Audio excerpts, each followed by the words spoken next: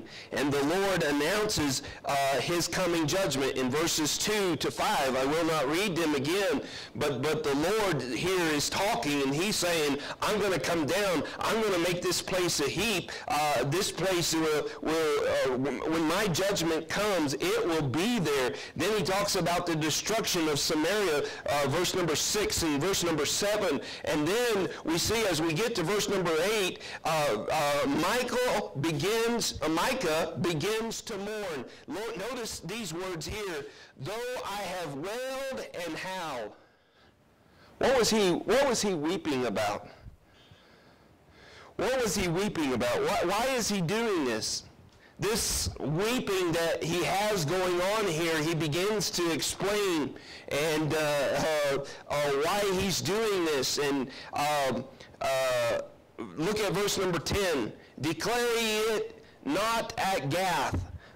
Declare it not in Gath. Gath is similar to the Hebrew word to tell. And so he's saying, tell it not at Gath. Weep not at all. Roll yourself in the dust as we move there in the house of Aphrah. Aphrah means the house of dust. I don't know, around here we know a lot about that, don't we?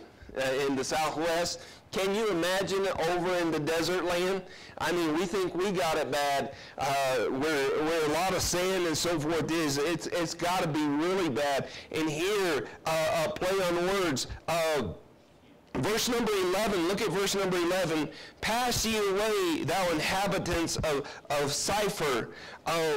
Cyphar means fair and beautiful and pleasant. And we see here, having thy shame naked, and the inhabitants of Zion, the shame that would come because of what they had done. Verse number 11, the inhabitants of Zion came not forth.